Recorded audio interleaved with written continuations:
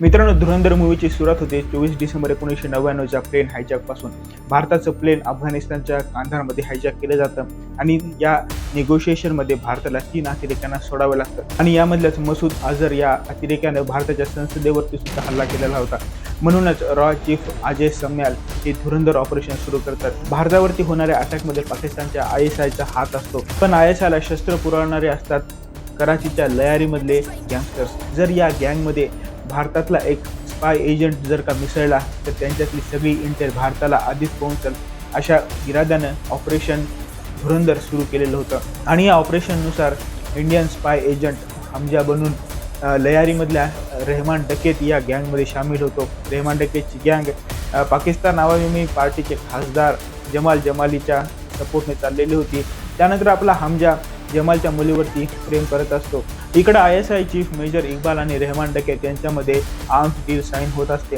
रहमान डकेतच्या या आर्म्स डीलमुळे हे अटॅक होत असतात, त्यामुळे रहमानला हटवणं गरजेचं होतं. इकडे जमालला सुद्धा वाटते की रहमान आपली जागा घेणार, म्हणूनच जमाल आणि SP चौधरी हे रहमानला हटवण्याची प्लॅनिंग करत असतात आणि प्लॅनिंगनुसार SP चौधरी हे रहमानला पकडून मारतच असतात. तेव्हा SP चौधरी आणि जमालचा व्हिडिओ जमालचीच मुलगी रेकॉर्ड करते आणि ती हमजाला पाठवते आणि हमजा जमालला ब्लॅकमेल करतो आणि रहमानला सोडवतो आणि या इन्सिडेंटमुळे हमजा रहमानचा राईट हँड बनतो. इथून पुढे हमजावरती रहमानचा खूप विश्वास असतो, पण त्याला हे माहिती नव्हतं की हमजा, जमाल आणि SP चौधरी हे तिन्ही बसून त्याचा काटा काढण्याची प्लॅनिंग करतात. हे तिघही जण प्लॅनिंग करतात आणि या प्लॅनिंगनुसार SP चौधरी आणि हमजा रहमानचा काटा काढतात.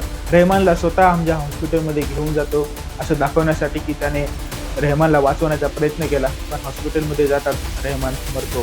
तर मित्रांनो, ही कहाणी झाली धुरंधर पार्ट 1ची. तर मित्रांनो, व्हिडिओ आवडला असेल तर लाईक करा, शेअर करा आणि सबस्क्राईब करायला विसरू नका.